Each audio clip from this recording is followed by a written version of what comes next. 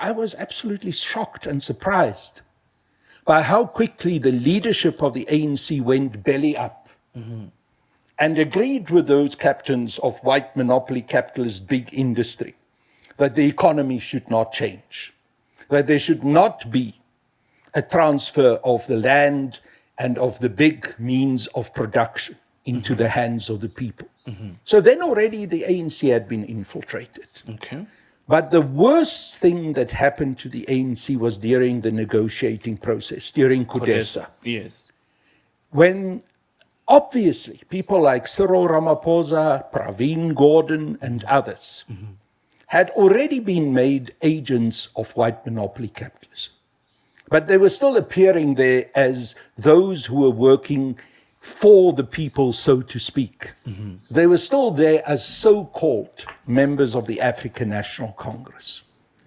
And they accepted a constitution that was going to make it totally, utterly impossible for us to return the land to the people and to change the economic dynamics in this country.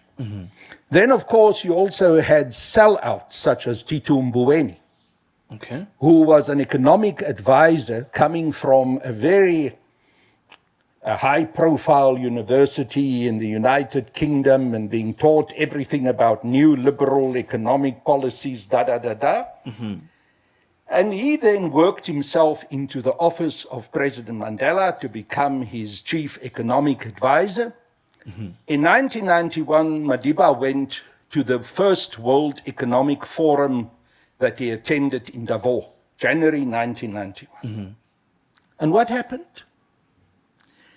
Madiba had a speech that was given to him by the economic desk of the ANC, which said, we're continuing with a policy of nationalization of the land, nationalization of the mines, the big industries, etc.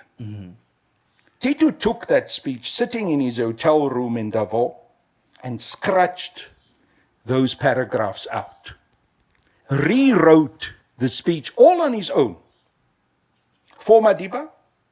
The next thing, all of us who participated in writing that speech, and I was one of those who participated to write that speech. Sorry, you wanted to ask me? Yeah, so Tito Mboweni is an enabler, or was an enabler of white monopoly capital? Oh, absolutely. Tito has always been. Tito was clearly a sellout right from the beginning. And I challenge him to come and tell me that he was not. But I was telling you this story. So he changed that speech. So there all of us are sitting. We're listening to Madiba speaking at the World Economic Forum. And suddenly we hear that we are no longer going to nationalize the commanding heights of the economy.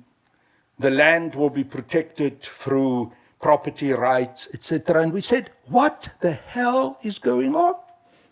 There's no decision taken in the National Executive Committee of the ANC to change our economic policy. But the reality was, at that stage, Madiba couldn't be contradicted. His power, his authority in the ANC was such, but it was very difficult once he had spoken to turn it around. So Tito boasted afterwards, and this sticks in my throat.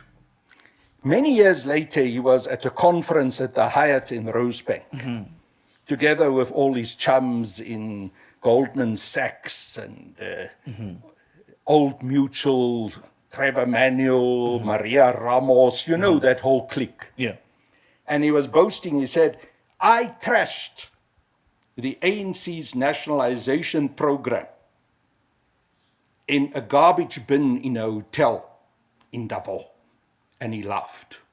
So when former president, the late Nelson Mandela, was reading the speech, couldn't you see that this speech has been changed? I don't know. I can just tell you what happened. I can tell you what Madiba did. I am not going to go beyond the facts. The facts are very clear because I was part of the team of people who wrote the speech for Madiba, that the speech was totally changed.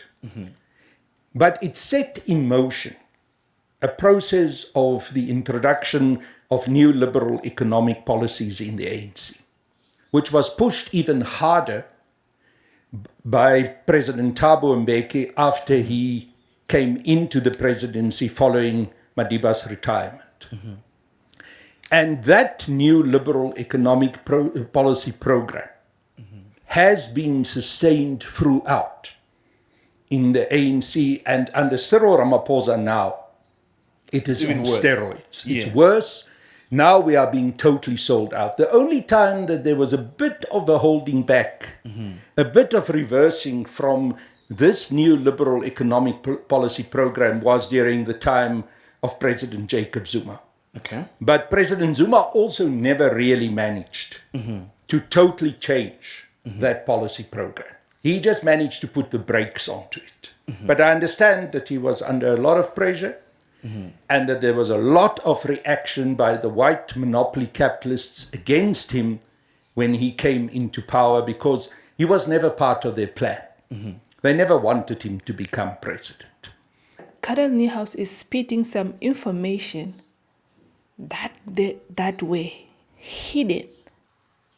And I believe it was not supposed to be known because it was ANC Economic Committee that have drafted the paper for Master Mandela to go and read at Davos. He's alleging why the ANC failed to nationalize the land. And yeah, this information is huge when it comes to the black people because most of the leaders, they are talking about the land.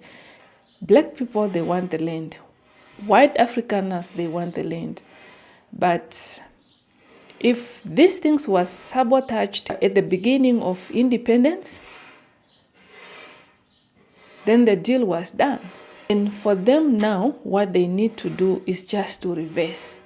Yeah, and they can without shedding blood.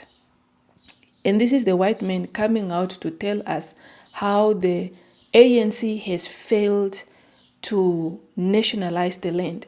It's because some black folks, they were used by the white monopoly capital not to nationalize the land.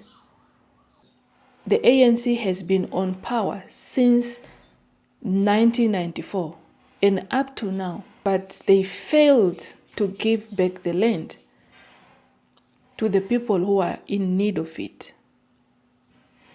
It's because of this sabotage. He continued to say, if someone feels like they are being, if that particular person feel like I am accusing him, I dare him to come to me. Because I was part and parcel of that committee who was drafting that letter. Yeah, thank you so much for watching.